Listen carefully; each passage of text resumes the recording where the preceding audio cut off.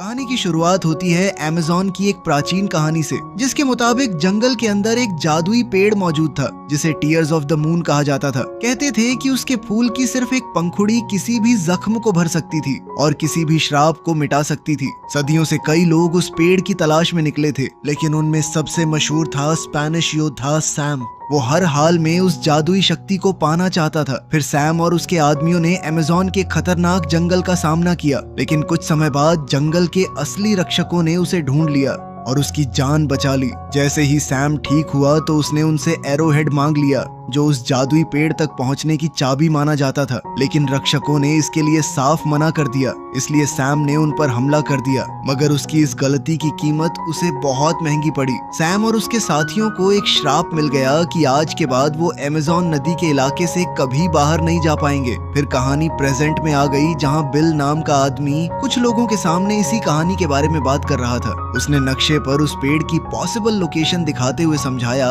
कि अगर उन्हें एरोहेड मिल जाए तो वो एक खोज अभियान शुरू करके टीयर्स ऑफ द मून को ढूंढ सकते थे। लेकिन असल में ये पूरा भाषण उसकी बहन लिली ने लिखा था और वो ऊपर छुपकर खड़ी हर लाइन उसके साथ बोल रही थी। कुछ देर बाद लिली को समझ आ गया कि उसका भाई सोसाइटी को एरोहेड देने के लिए राजी नहीं करा पाएगा, इसलिए उसने खुद ही मामला संभालने का फैसला कर लिया। जब बिल सबका ध्यान भटकाने लगा तब लिली चुपके से सोसाइटी के कॉरिडोर्स में घुस गई। उसके हाथ में एक नक्शा था जो उसे आर्टिफैक्ट्स के कमरे तक ले जाने वाला था, मगर रास्ते में उसकी टक्कर प्रिंस पार्क से हो गई। पार्क को लगा कि वो बस किसी असिस्टेंट का कमरा ढूंढ रही थी, इसलिए उसने बिना शक किए उसे जाने दिया। अब लिली सीधे आर्टिफैक्ट्स कमरे में घुस गई। फिर उसने अपने कपड़े बदल कर लड़कों वाले कपड़े पहन लिए ताकि किसी का ध्यान उस पर न जाए। कुछ देर बाद उसे वो क्रेट मिल गया जिसमें एरोहेड रखा हुआ था। जैसे ही उसने क्रेट खोला तो उसने तुरंत एरोहेड चुरा लिया, लेकिन उसी वक्त अचानक एक सोसाइटी मेंबर प्रिंस पार्क को भी उस कमरे में ले आया। पता चला कि पार्क भी उसी एरोहेड की तलाश में था और जैसे ही उन्होंने क्रेट खोलकर देखा तो एरोहेड गायब था। तभी अचानक पार्क की नजर लिली पर पड़ी, जो वहां से भागने की कोशिश कर रही थी। प्रिंस पार्क ने तुरंत अपने आदमियों को लिली को पकड़ने का हुक्म दिया, लेकिन लिली इतनी आसानी से हार मानने वाली नहीं थी। उसने अपनी चालाकी और फुर्ती का इस्तेमाल करते हुए एक एक करके सबको चकमा दे दिया, लेकिन आखिर में उसका सामना खुद पार्क से हुआ और उसने लिली को रोक लिया और अगले ही पल लिली लाइब्रेरी की खिड़की से बाहर जा गिरी। लेकिन खुशकिस्मती से उसने वहां मौजूद एक सीढ़ी को पकड़ लिया, पर फिर पार्क ने सीढ़ी पर लगी रस्सी खोल दी, जिससे वो और ज्यादा दूर झूल गई। तब पार्क ने उससे कहा कि अगर उसे मदद चाहिए तो एरोहेड उसके हवाले कर दे। फिर लिली ने बिना कुछ कहे उसकी तरफ बॉक्स फेंक दिया और खुद सीधे उस बस में कूद गई जो उसके भाई बिल ने ऐन मौके पर उसके लिए रोकी थी। फिर पार्क ने तुरंत बॉक्स खोला, लेकिन ये क्या, अंदर एरोहेड था ही नहीं। ये देखकर सोसाइटी का एक मेंबर उससे माफी मांगने लगा,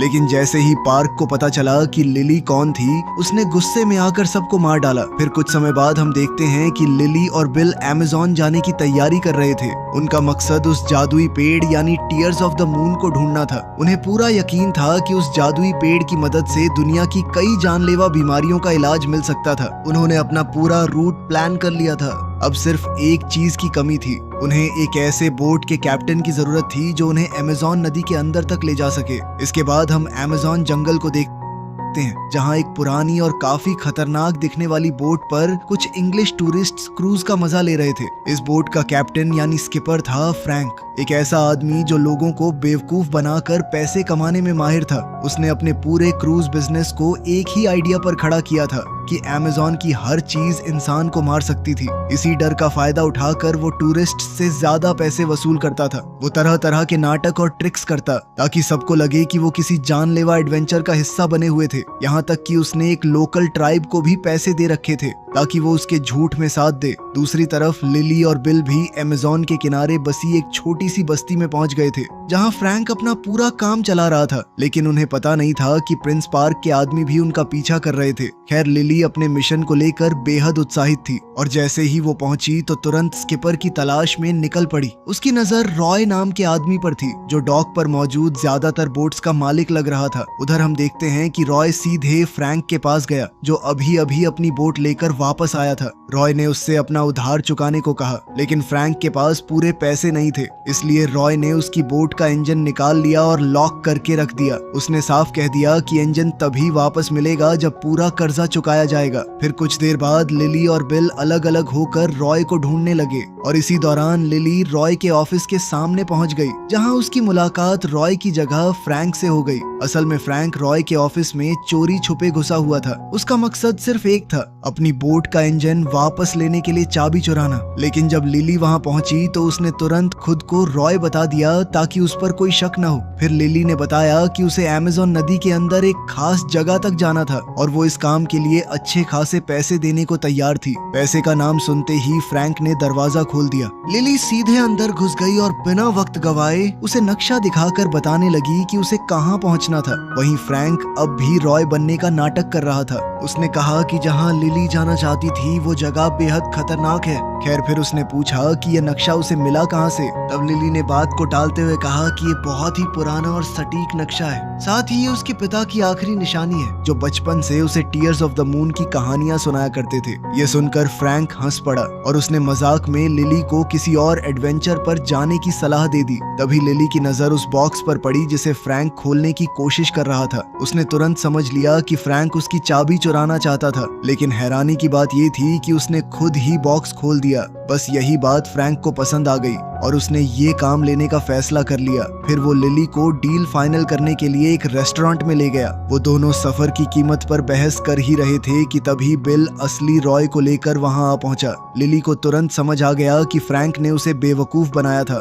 वो उससे अलविदा कहकर जाने लगी, लेकिन जाते जाते फ्रैंक की नजर उस एरो हेड पर पड़ी जो लिली ने अपने गले में पहना हुआ था। एरो हेड देखते ही उसकी दिलचस्पी और बढ़ गई। अब वो हर हाल में लिली का गाइड बनना चाहता था, इसलिए वो लगातार अपनी फीस कम करता गया और कहता रहा कि उससे बेहतर कोई भी उसे उस जगह तक नहीं ले जा सकता। लेकिन उसी वक्त रेस्टोरेंट में अचानक एक जैगवार घुस आया। उसे देखते ही रॉय डर कर छुप गया, जबकि फ्रैंक लिली और बिल के सामने खड़ा हो गया। कुछ देर तक उसकी जैगवार के साथ बढ़िया लड़ाई चली और फिर उसने मीट का एक टुकड़ा बाहर फेंक कर जैगवार को भगा दिया। जैगवार से निपटने का फ्रैंक का अंदाज देखकर लिली का भरोसा उस पर जम गया और उसने उसी वक्त उसे अपने गाइड के तौर पर रख लिया। फिर कुछ समय बाद फ्रैंक डॉक पर उन दोनों को लेने पहुंच गया, लेकिन मुसीबतें अभी खत्म नहीं हुई थी। असल में प्रिंस पार्क के लिए काम करने वाले कुछ लोकल लोगों ने लिली को अगवा कर लिया। उधर फ्रैंक और बिल रॉय के आदमियों से बचने के लिए बोट लेकर निकल पड़े। खुशकिस्मती से लिली ने भी ज्यादा देर नहीं लगाई। उसने डॉक के आसपास जबरदस्त दौड़ भाग और चालाकी दिखाते हुए अपने किडनैपर्स से छुटकारा पा लिया और आखिरकार फ्रैंक और बिल ने उसे बोट पर चढ़ा लिया। फिर जैसे ही तीनों वहां से दूर निकलने लगे तो पार्क को खबर मिल गई कि लिली उसके हाथ से निकल चुकी थी। ये सुनते ही उसने अपने आदमियों को सबमरीन ऊपर लाने का हुक्म दिया। वो किसी भी कीमत पर टीयर्स ऑफ द मून तक पहुंचना चाहता था, क्योंकि उसका मानना था कि उसकी शक्ति जर्मनी को वर्ल्ड वॉर 1 जीतने में मदद कर सकती थी। अब सबसे पहले पार्क ने उनकी बोट पर गोलियां चलानी शुरू कर दी, लेकिन जब उससे कोई फायदा नहीं हुआ तो उसने सीधे उन पर टॉर्पीडो दाग दिया। ऐसा लग रहा था कि अब तो सैम और उसके साथियों का बचना नामुमकिन है। लेकिन आखिरी पल पर फ्रैंक ने अपनी बोट को इतनी चालाकी से मोड़ दिया कि टॉर्पीडो उन्हें छू भी नहीं पाया। लेकिन इसी दौरान अचानक सबमरीन का प्रोपेलर एक मोटी रस्सी में उलझ गया और अगले ही पल पूरी सबमरीन डॉक की तरफ घिसटती चली गई। इसका टकराव इतना जबरदस्त था कि रॉय की लगभग सारी बोट्स तबाह हो गईं। अब फ्रैंक, लिली और बिल आखिरकार टीयर्स ऑफ द मून की तलाश में निकल चुके थे। सफर के दौरान बिल तपती गर्मी से काफी परेशान रहता था, लेकिन लिली अमेज़न के हर पल का मजा ले रही थी। नदी के आसपास नजर आने वाला हर अजीब जानवर उसे उत्साहित कर देता। वो अपने कैमरा से लगातार वीडियोस बनाती रहती थी, यहाँ तक कि फ्रैंक भी उसकी रिकॉर्डिंग का हिस्सा बन गया। फ्रैंक को कैमरा काफी दिलचस्प लगा, इसलिए उसने भी उसे चलाकर देखना शुरू कर दिया और इसी बीच दोनों के दरमियान एक हल्की सी केमिस्ट्री भी नजर आने लगी। लेकिन अचानक लिली के दिमाग में एक आइडिया आया। उसने फ्रैंक से कहा कि वो बोट को एक नए रूट पर ले जाए। ये रास्ता ज्यादा खतरनाक था, लेकिन सफर को काफी छोटा कर सकता था। फ्रैंक फ्रैंक को ये आइडिया बिल्कुल पसंद नहीं आया। उसने लिली को काफी समझाने की कोशिश की, लेकिन जब वो नहीं मानी तो उसने मजबूरी में उसकी बात मान ली। फिर रात होते ही फ्रैंक ने बोट को किनारे लगा दिया ताकि इंजन कुछ देर आराम कर सके। इधर बिल सोने चला गया, जबकि फ्रैंक और लिली डेक पर बैठकर बातें करने लगे। धीरे धीरे दोनों एक दूसरे को बेहतर समझने लगे, लेकिन तभी बिल के साथ एक अजीब हादसा हो गया। उसका सामना जैगवार सैली से हो गया, जो सीधे डेक तक पहुंच गई। बिल डर के मारे जमसा गया, लेकिन फ्रैंक ने आराम से सैली को आवाज लगाई और अगले ही पल वो बिल का चेहरा चाटने लगी। तब लिली को पता चला कि सैली असल में फ्रैंक की ही पेट जैगवार थी। ये जानकर वो काफी नाराज हो गई। उसे लगा फ्रैंक ने उसे बेवकूफ बनाया था और जो थोड़ा बहुत भरोसा उसने फ्रैंक पर किया था वो भी टूट गया। वहीं दूसरी तरफ पार्क ने भी अपना रास्ता बदल लिया था। उसका इरादा सैम और उसके श्रापित साथियों को ढूंढने का था, क्योंकि उसे लगता था कि वही लोग उसे जादुई पेड़ तक पहुंचने में मदद कर सकते थे। फिर कुछ समय बाद वो उस जगह पहुंच गया जहां सदियों पहले सैम और उसके आदमियों को कैद किया गया था। वहां पार्क सैम के पत्थर बने शरीर के पास गया और उस पर नदी का थोड़ा सा पानी गिरा दिया। अगले ही पल उसके शरीर से 2 सांप बाहर निकले। पता चला कि वो सांप सैम का ही हिस्सा थे। उनके जरिए सैम ने पार्क से बात की। फिर दोनों ने एक सौदा किया। पार्क एरोहेड ढूंढने में मदद करेगा और बदले में सैम उसे टीयर्स ऑफ द मून तक ले जाएगा। इसके बाद सांप ने इस सौदे की कसम खाई और फिर पार्क ने सैम और उसके साथियों को उनकी कैद से आजाद कर दिया। इधर अगली सुबह फ्रैंक और उसके साथी आखिरकार अमेज़न के खतरनाक बहाव तक पहुंच गए थे। जैसे ही वो खतरनाक पानी के बीच आगे बढ़े, फ्रैंक ने किसी तरह बोट को संभाले रखा। डर के बावजूद लिली जिद करती रही कि वो इसी रास्ते पर आगे बढ़े। 20 सफर में उनकी बोट लगभग एक खतरनाक ढलान से नीचे गिरने वाली थी। ये देखकर सबकी सांसें थम गईं, लेकिन फ्रैंक ने वक्त रहते बोट को संभाल लिया और उसे शांत पानी की तरफ ले आया, जिसके बाद उन सबकी जान में जान आई। खैर कुछ देर बाद फ्रैंक और बिल इंजन के लिए लकड़ी इकट्ठी करने लगे। तब बिल ने बताया कि वो लिली के साथ इस मिशन पर क्यों आया था, जबकि वो उसकी तरह एडवेंचरस बिल्कुल नहीं था। असल में जब उसे एहसास हुआ कि वो गे था, तब पूरे परिवार में सिर्फ लिली ही उसके साथ खड़ी रही थी और इसी वजह से वो उसके लिए कहीं भी जाने को तैयार था। उधर लिली चुपके से फ्रैंक के कैबिन में घुस गई और वहां उसे एक हैरान कर देने वाली चीज मिली। जब फ्रैंक वापस बोट पर आया तो लिली ने उससे कैबिन में मिले मैप्स और डॉक्यूमेंट्स के बारे में सवाल किया। उसे लगा कि फ्रैंक भी उसी पेड़ की तलाश में था। फ्रैंक ने कहा कि हाँ, किसी जमाने में ऐसा था, लेकिन बहुत पहले। उसने बताया कि अमेज़न आने की उसकी वजह भी वही थी। वो भी उस जादुई ताकत की तलाश में आया था, लेकिन उसे कभी ढूंढ नहीं पाया। लेकिन तभी अचानक फ्रैंक की किराए पर रखी हुई ट्राइब ने उन पर हमला कर दिया। कुछ देर तक वो लोग लिली और बिल के सामने ये नाटक चलाते रहे। फ्रैंक ट्रांसलेटर बनकर लिली और ट्राइब के चीफ के बीच बात करवाता रहा, लेकिन जब लिली ने बात कुछ ज्यादा ही आगे बढ़ा दी तो चीफ ने पूरा नाटक खत्म करने का फैसला कर लिया। कुछ समय बाद लिली ने चीफ से एरोहेड पर बने निशानों का मतलब पूछा। चीफ ने बताया कि जो भी टीयर्स ऑफ द मून की तलाश में निकलेगा, उसे पानी को पत्थर में बदलना होगा और एक टूटे हुए दिल को जोड़ना होगा। उसने ये भी बताया कि उस पेड़ पर खास फूल सिर्फ रेयर क्राइंग मून के दौरान खिलता था और उनके मुताबिक वो पल 2 दिन बाद आने वाला है। चीफ ने कहा कि पेड़ तक पहुंचने के लिए उसे ऐसे सांप का पीछा करना होगा जो अपनी ही पूंछ को काट रहा हो। ये सुनते ही लिली को याद आया कि उसने वही निशान मैप में देखा था। उसने तुरंत मैप देखा और उस सिंबल को वहां ढूंढ निकाला। अब लिली को लगा कि वो फ्रैंक के बिना बस एक नाव में बैठकर वहां तक पहुंच सकती है, इसलिए उसने फ्रैंक को उसका बाकी बचा हुआ पैसा दे दिया। मगर उस रात गांव पर अचानक श्रापित लोगों यानी कॉन्क्विस्टाडोर्स ने हमला कर दिया। उनका सिर्फ एक मकसद था, एरोहेड हासिल करना। फ्रैंक, बिल और लिली 3 अलग अलग कॉन्क्विस्टाडोर्स का सामना करने लगे, मगर लड़ाई के दौरान उनमें से एक ने लिली के गले से एरोहेड छीन लिया और उसे सैम तक पहुंचा दिया। एरोहेड मिलते ही सैम वहां से भागने लगा, लेकिन फ्रैंक ने उसका रास्ता रोक लिया और दोनों के बीच उस आर्टिफैक्ट को लेकर जबरदस्त लड़ाई शुरू हो गई। मगर इसी बीच सैम ने फ्रैंक को चाकू मार दिया, लेकिन पेड़ों के बीच से नीचे गिरने से पहले फ्रैंक ने एरोहेड वापस छीन लिया और उसे लिली की तरफ उछाल दिया। उधर चीफ ने लिली और बिल की जान बचा ली और दोनों को सुरक्षित नीचे ले आई। फिर उसने लिली से कहा कि वो नदी की नजर से दूर भाग जाए, क्योंकि कॉन्क्विस्टाडोर्स नदी के पार नहीं जा सकते थे। लिली भागने लगी, लेकिन सैम के सांप उस तक पहुंच गए और उसे जकड़ लिया। सैम कुछ कर पाता उससे पहले ही जंगल ने उसे और उसके साथियों को घसीटकर वापस नदी की तरफ खींच लिया। जब कॉन्क्विस्टाडोर्स ने खुद को संभाला, तब उन्हें समझ आ गया कि लिली तक पहुंचने के लिए अब उन्हें पार्क की मदद चाहिए थी। तब सैम के एक साथी ने अपनी मधुमक्खियां पार्क के पास भेज दी ताकि उसे उनकी हालत की खबर मिल सके। फिर अगली सुबह लिली ने फ्रैंक को देखा और उसे लगा कि वो बिल्कुल ठीक ठाक था, लेकिन जब चीफ और बिल वहां पहुंचे तब उनकी नजर फ्रैंक की पीठ में घुसे हुए चाकू पर पड़ी। अब फ्रैंक के पास सच बताने के अलावा कोई रास्ता नहीं बचा था। उसने कबूल किया कि वो भी कभी सैम के कॉन्क्विस्टाडोर्स में से एक था, लेकिन वो और कुछ समझा पाता उससे पहले लिली को उसके शरीर से चाकू निकालना पड़ा। मगर हैरानी की बात ये थी कि चाकू निकालने के बाद भी फ्रैंक को जरा सा नुकसान नहीं हुआ। ये देखकर बिल वहीं बेहोश हो गया। खैर कुछ देर बाद लिली ने उसे होश में लाकर अलविदा कहा। उसने बताया कि सफर का बाकी हिस्सा वो सिर्फ फ्रैंक के साथ तय करेगी। उधर श्रापित कॉन्क्विस्टाडोर्स की मधुमक्खियां पार्क की सबमरीन तक पहुंच गई थी। पार्क ने उन्हें अंदर बुलाया। उनमें से एक मधुमक्खी ने मैप पर एरोहेड की लोकेशन दिखाई। फिर दोनों के बीच पूरी बातचीत हुई, जिसे देखकर पार्क के साथी भी हैरान रह गए। इधर सफर के दौरान फ्रैंक और लिली उसकी पिछली 400 सालों की जिंदगी के बारे में बात करने लगे। फ्रैंक ने बताया कि वो सैम का सबसे करीबी दोस्त था। इसी वजह से वो उसके साथ टीयर्स ऑफ द मून की तलाश में अमेज़न आया था, क्योंकि सैम अपनी बेटी को मौत के मुंह से बचाना चाहता था। फ्रैंक सैम के लिए नक्शे बनाता था और नदी का वो मैप जो लिली इस्तेमाल कर रही थी वो भी फ्रैंक ने ही बनाया था। फ्रैंक ने सैम के साथ जंगल की गहराइयों तक सफर किया था ताकि टीयर्स ऑफ द मून का जादुई फूल ढूंढ सके। लेकिन जब उसने देखा कि जिस ट्राइब ने उनकी जान बचाई थी सैम उनके साथ क्या करने को तैयार था, तब उसे समझ आ गया कि वो इसका हिस्सा नहीं बन सकता।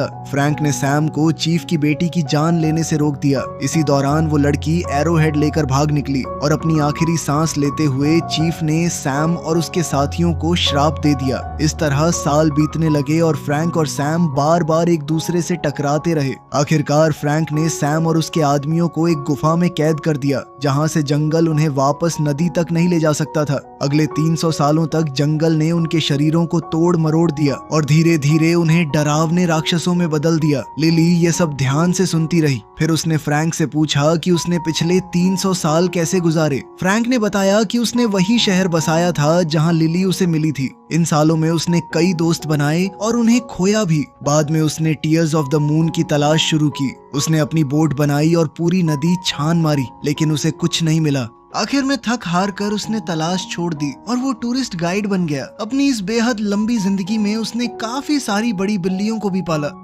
उधर प्रिंस पार्क अपनी सबमरीन में बिल तक पहुंच गया।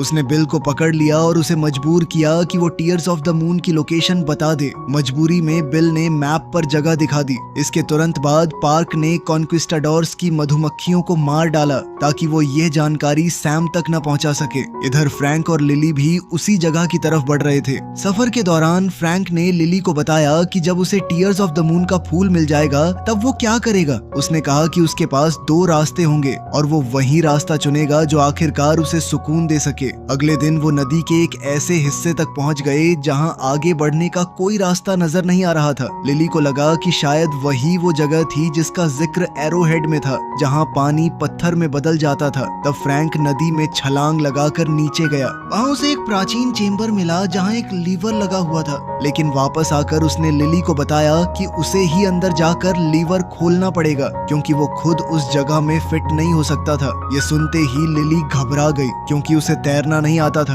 लेकिन आखिरकार फ्रैंक ने उसे मना लिया कि उनके पास और कोई रास्ता नहीं था, और फिर दोनों साथ में पानी के अंदर उतर गए। अब जैसे ही लिली चेम्बर के अंदर पहुंची उसने लीवर दबा दिया, लेकिन लीवर दबाते ही दरवाजा बंद हो गया। ये देखकर लिली बुरी तरह घबरा गई। तब फ्रैंक ने उसे किस करके थोड़ी सी हवा दी ताकि वो सांस ले सके। फिर लिली ने किसी तरह उस प्राचीन लीवर को पूरी तरह नीचे कर दिया। उधर फ्रैंक पर पिरानस का झुंड टूट पड़ा। धीरे धीरे वहाँ का सारा पानी निकलने लगा, लेकिन जब तक पानी पूरी तरह नहीं निकलता लिली के पास बाहर निकलने का कोई रास्ता नहीं। फिर जब फ्रैंक आखिरकार उस तक पहुंचा तो उसे लगा कि लिली डूब चुकी थी, लेकिन अगले ही पल लिली की आंखें खुल गईं और उसने फ्रैंक को थप्पड़ मार दिया, क्योंकि उसने उसे वहां अकेला छोड़ दिया था। खैर कपड़े बदलते वक्त दोनों को एहसास हुआ कि उन्होंने आखिरकार पेड़ की असली लोकेशन ढूंढ निकाली थी। लेकिन तभी एक और बड़ी मुश्किल सामने आ गई। जैसे ही वहां का बाकी पानी भी निकल गया उन्होंने देखा कि पार्क भी वहां मौजूद था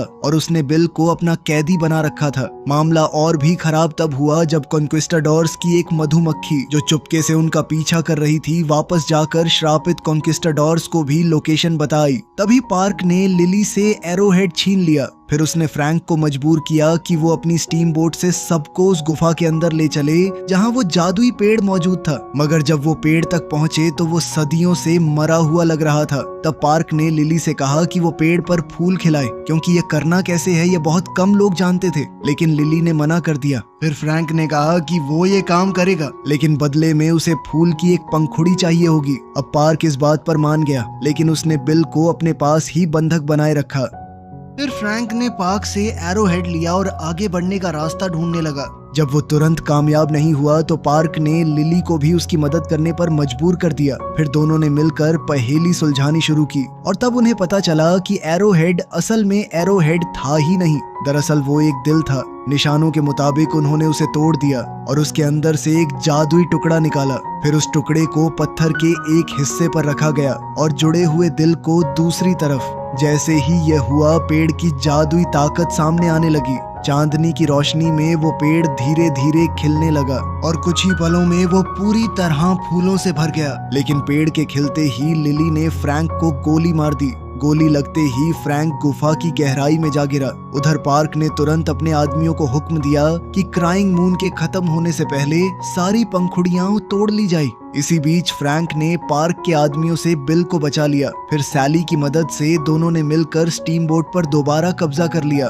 फिर लिली पेड़ पर चढ़ गई ताकि एक पंखुड़ी हासिल कर सके, लेकिन क्राइंग मून के खत्म होने से पहले उसे तोड़ने के लिए उसे बहुत तेजी से दौड़ना पड़ा। आखिरकार उसने टीयर ऑफ द मून की एक पंखुड़ी तोड़ ली, लेकिन उस पल वो पेड़ से नीचे गिर गई और वहाँ प्रिंस पार्क पहले से मौजूद था। उसने एक बार फिर लिली को धमकाया और कहा कि पंखुड़ी मेरे हवाले कर दो, वरना तुम्हें और तुम्हारे भाई को कोई नहीं बचा पाएगा। तभी अचानक पूरा पेड़ टूटने लगा। अपनी जान बचाने के लिए लिली ने पंखुड़ी छोड़ दी और पार्क को पकड़ लिया। वहीं दूसरी तरफ फ्रैंक ने गिरती हुई पंखुड़ी को पकड़ लिया, लेकिन कहानी अभी खत्म नहीं हुई थी। तभी श्रापित कॉन्क्विस्टाडोर्स भी पेड़ तक पहुंच गए और उन्होंने पार्क को मार डाला। उसके बाद वो लिली के पीछे पड़ गए, लेकिन फ्रैंक ने पंखुड़ी दिखाकर उनका ध्यान अपनी तरफ खींच लिया और उन्हें अपने पीछे आने पर मजबूर कर दिया। फ्रैंक ने बिल को सुरक्षित जगह पर छोड़ दिया और सैली को उसके साथ रुकने का हुक्म दिया ताकि वो बिल और लिली दोनों की हिफाजत कर सके। फिर लिली पेड़ से नीचे अपने भाई के पास आ गई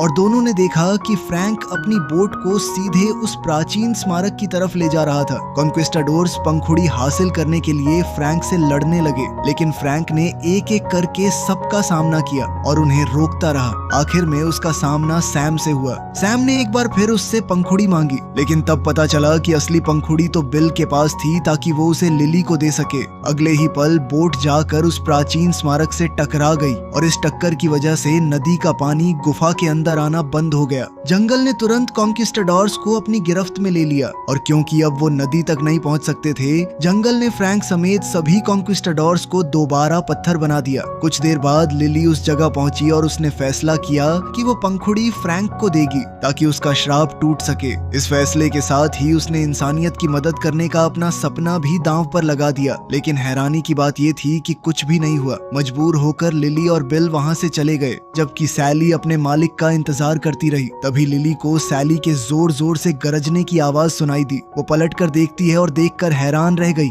फ्रैंक जिंदा हो चुका था। लिली दौड़कर सीधे उसकी बाहों में जा पहुंची और तब उन्होंने देखा कि जादुई पेड़ ने उनके लिए एक और पंखुड़ी छोड़ दी थी। फिर कुछ समय बाद सब लोग वापस शहर लौट आए। अब फ्रैंक ने रॉय को अलविदा कहा और अमेज़न के उन जंगलों से लंदन की ओर निकल पड़ा। आखिरी सीन में हम लंदन की सड़कों पर अपने हीरो हीरोइन को देखते हैं। दोनों एकदम खुश हैं और अपने पालतू बिल्ले के तौर पे जैगुआर रखा हुआ